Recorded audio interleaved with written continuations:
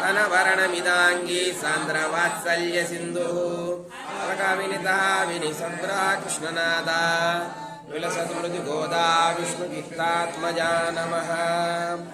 कटे पूर्वफाल्गुन्यां तुलसीकाननोद्भवां पाण्डे विश्वम्भरां गोदां वन्दे श्रीरङ्गनायकीं तिरुवडिगलै शरणम्।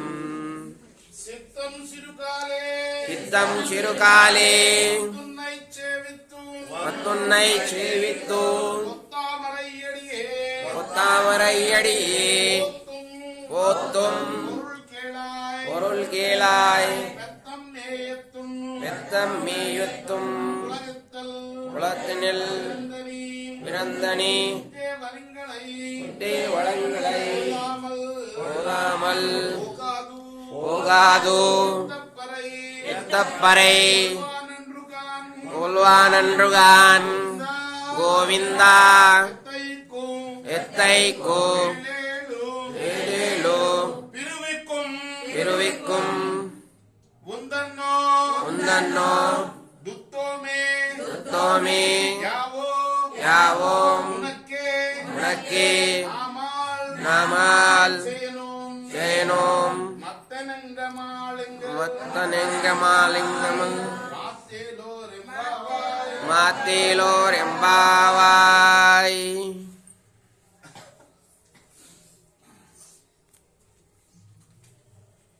స్వామి గోపాల, తెల్లారక ముందే నీవున్న చోటికి మేము వచ్చి నిన్ను సేవించి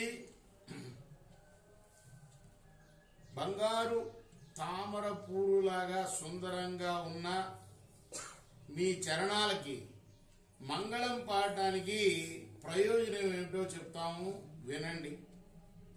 పశువుల్ని మేపి అవి మేసిన తర్వాతనే తాము భుజించే గోపకులంలో పుట్టిన నువ్వు మేం చేసే అంతరింగిక కైంకర్యాల్ని స్వీకరించకుండా ఉండటం నీకు తగదు. ఈరోజు నీ నుండి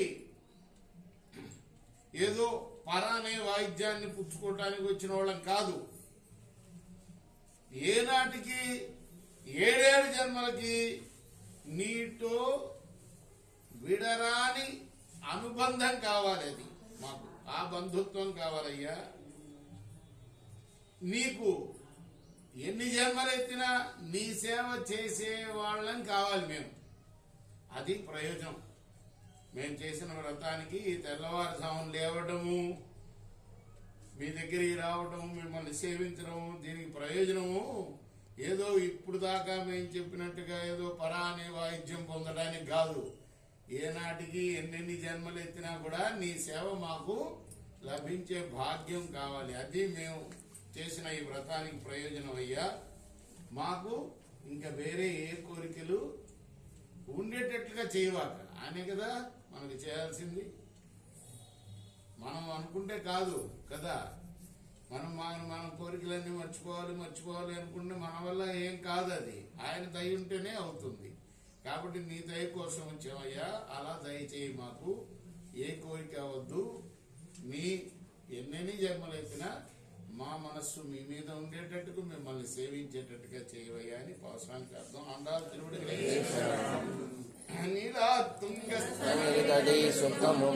కృష్ణం వాక్యం సంసృతి సదశిరసిద్ధమధ్యాపయంతి మాతృష్టాయం సృజనిగలితం యావలాత్మృత్యభుంక్తే తదా తస్సై నమైదమిదం భూయేవాస్తు భూయః. చారుకల్లారాస్తాస్తనభరణమిదాంగీ సాంద్రవాత్సల్యసింధుః అలకవినిధా వినిసద్విరాట్ కృష్ణనాదా విష్ణుచిత్తాత్మజా నమః. కర్కటే పూర్వఫాల్గున్యాం తులసీకాననోద్భవాం పాండ్యే విశ్వంభరాం వందే శ్రీరంగనాయకీం తిరువడిగలై శరణం.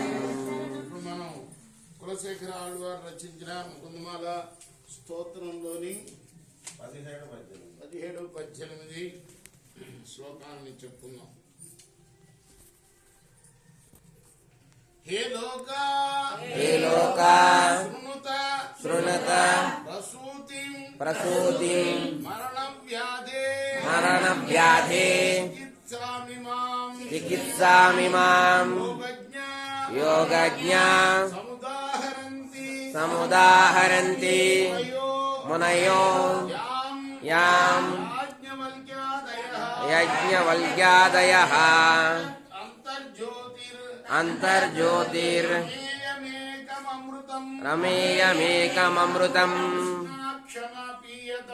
కృష్ణాఖ్యమాపీయతాం తత్పీతం పరమౌషధం వితనుతే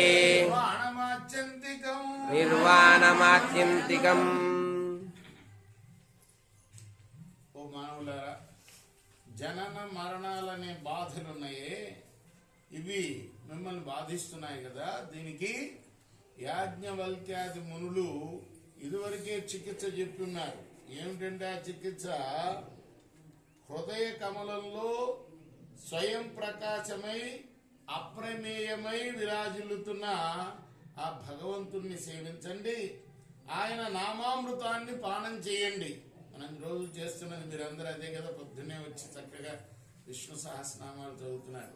ఆ నామాలు చదవడమే అంతకన్నా గొప్ప పుణ్యం అసలు ఈ లోకంలో లేదని పెద్ద పెద్ద వాళ్ళు చెప్పారు. విష్ణు సహస్రనామం పారాయణం అంతా గొప్పది, వేరేది ఏం లేదు. అంతకన్నా గొప్ప ప్రయోజనం ఇచ్చేది, అంతకన్నా గొప్ప సేవ స్వామికి మరొకటి లేదనమాట.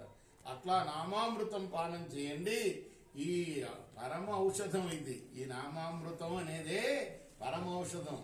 ఇది కనుక సేవించారా, ఇదిగో ఆ జనన మరణ వ్యాధులున్నాయే, పుట్టడం, చావటం, పునరపి జననం, పునరపి మరణం, ఇవన్నీ కూడా నశించిపోతాయి. ఏ లోకా శృణుత ప్రసూతి మరణ వ్యాధే చికిత్సానం. ప్రసూతి మరణం రెండు అంటే కడుపులో పట్టడం, చావడం. ఈ రెండిటికి ఏమిటయ్యా మనకు మార్గం? ఇవి లేకుండా ఉండటానికంటే ఆ స్వామి యొక్క నామామృతాన్ని ఎప్పుడు పానం చేయడం అంటే స్మరించడం అన్నమాట. పరమం హితం శృణుతవో సంక్షేపతః సంసారార్ణవ మాపదూర్మి బహుళం సమ్యక్ ప్రవ్యస్య స్థితా నానాజ్ఞానమపాస్య చేతసి నమో నారాయణేత్యమం మంత్రం సప్రణవం నామసహితం ప్రావర్తయధ్వం ముహుః. ఓ మనుషులారా, ఆపదలు అనే అలలతో కూడిన సంసారాన్ని దాటడం, ఈ సంసార సాగరాన్ని దాటడం చాలా కష్టం. అందువల్ల మీకు సర్వోత్తమమైన హితకరమైన వాక్యాన్ని సంగ్రహంగా చెప్తాను. అదేమిటంటారా? నీ అజ్ఞానాన్ని వదలండి. ఏమిటి అజ్ఞానం అంటే మనం మన హృదయంలో ఉన్న భగవంతుడిని మర్చిపోవటమే అజ్ఞానం అంటారు. ఈ స్వామి చెప్తున్నారు, కులశేఖర స్వామి. కాబట్టి లోపల ఉన్న మన హృదయంలో ఉన్న భగవంతుణ్ణి ఓం నమో నారాయణ అనే మంత్రాన్ని జపిస్తూ తలుచుకోండి చాలు. అదే మిమ్మల్ని సంసార సాగరం నుండి తరింపజేస్తుంది. అండా శరణం. మనం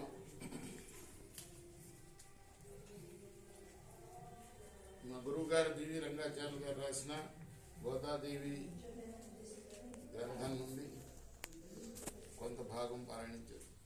తండ్రి అబ్బురమంది తలచని రీతి